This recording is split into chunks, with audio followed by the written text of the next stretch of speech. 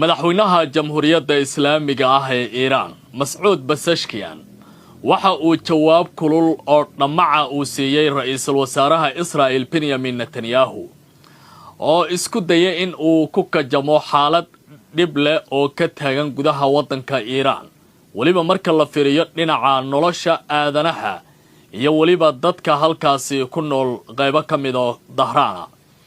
waxa uu yiri dalka Iiraan haddii ay shacabkiisu iska saaraan xukunka dictatorka ay kalitaliska waxaan meesha ka saari doonaa dhibaatooyinka ay wajahayaan dadkaasi waxaana noqon doonaa dawladda ugu horeysa ee u gurmata hadalkaasi waxa yiri Netanyahu laakiin madaxweyne Pezeshkian ayaa xaqiiqo dhaba oo aan laga warwareegan oo xitaa madaxweyne Carbeed ama boqor Carbeed aanu sidaa oran karin Netanyahu si toos ah ugu dhiibay haddaba sidee qubarada diblomaasiyadda u fasirayaan hadalkan maxayse tahay Israa'iil waxyaabaha ay ugu soo gabanaysa dalka Iiraan la leeyahay shacabka si aan garab iyo kaalmo idin siino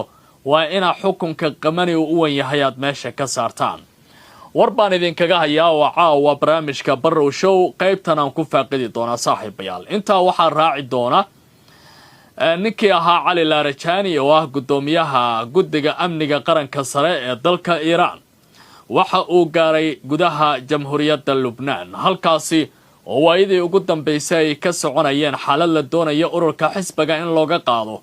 hubka iyo waliba dabaabaadka kala duwan oo ay haystaan hase ahaatee Iiraan hadda waxay u muuqataa in jawaab adag ay siinayso dawladdaasi Lubnaan ra'iisul wasaaraha waddanka Lubnaan oo isna naf isgaliya maanta ayaa yiri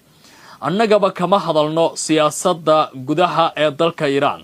maxay tahay sababta Iiraan ay u doonayso in siyaasaddeena gudaha ay ugu milanto hase ahaatee waxaa la leeyahay xaaladdu sidaa moodeen wax ka fog ayaa jira waa sheekadii ahayd doqontu waxay leedahay 12 indhood 11 ka mid ah walaalkeed ayay ku aragtaa caawa arrintaas oo aan biyo la marin marka diblomaasiyad ahaan loo fasiro waxay ka taagan tahay waddanka Lubnaan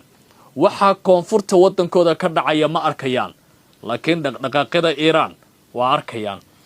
warbaan idinka leeyahay oo aragtiyo badan ay ku dhex jiraan sheekadaasi oo runtii u baahan in daboolka laga qaado hase ahaatee waxaa dhinaca kala hadlay oo aad barnaamijka ku daawan doontaan ninka la yiraahdo Iyaal Samiir oo ah taliyaha guud ee ciidamada Israa'iil waxa uu leeyahay wax kasta oo dhaca ma aqbali doono koonfurta Lubnaan cid hub